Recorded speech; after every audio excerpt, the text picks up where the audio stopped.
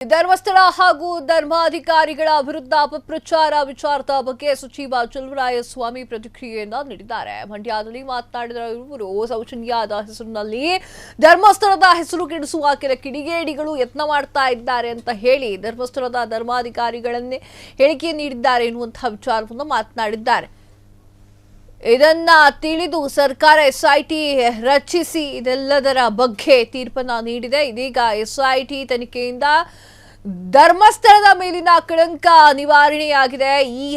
ಈಗ ಯಾರು ಇಂತಹ ಅಪಪ್ರಚಾರವನ್ನು ಮಾಡುವುದಿಲ್ಲ, ಆದರೆ ಇದನ್ನ ಬಿಜೆಪಿ ರಾಜಕೀಯಕ್ಕೆ ಬಳಕೆ ಮಾಡಿಕೊಳ್ತಾ ಇದೆ ಅಂತ ಹೇಳಿ ಸಾಕಷ್ಟು ವಿಚಾರವನ್ನ ಹಂಚಿಕೊಂಡಿದ್ದಾರೆ. ಏನ್ ಹೇಳಿದ್ರೆ ನೋಡ್ಕೊಂಡ್ ಬಂದ್ಬಿಡಿ. ಕ್ರಮ ತಗೊಳ್ಳಿವಂತೆ ಅಶೋಕಣ್ಣ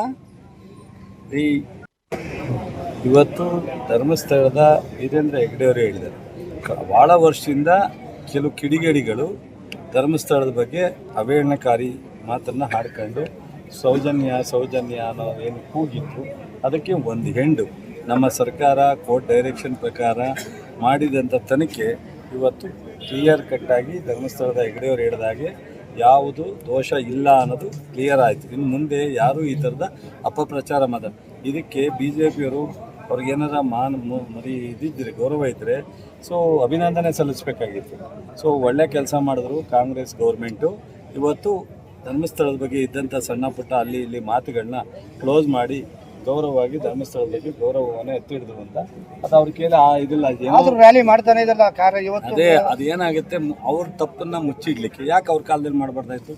ಒಂದು ತನಿಖೆ ಮಾಡಿಬಿಟ್ಟು ಕ್ಲೋಸ್ ಮಾಡ್ಬೋದಾಯ್ತಲ್ಲ.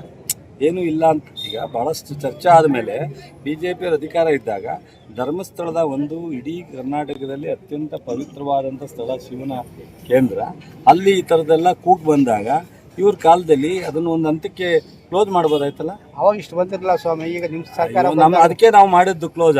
ಈಗ ತಪ್ಪು ಯಾರು ತಪ್ಪು ಮಾಡಿದ್ದಾರೆ ಅಂತ ಅವ್ರು ಕಂಡು ಹಿಡಿದು ಅವ್ರ ಮೇಲೆ ಕ್ರಮ ತಗೊಳ್ತಕ್ಕಂಥ ಈಗ ತಗೊಳ್ಳಿ ಕ್ರಮ ಅಂತಾರಲ್ಲ ಅಶೋಕು, ಈಗ ಕ್ರಮ ತಗೊಳ್ಳಿ ಅಂತ.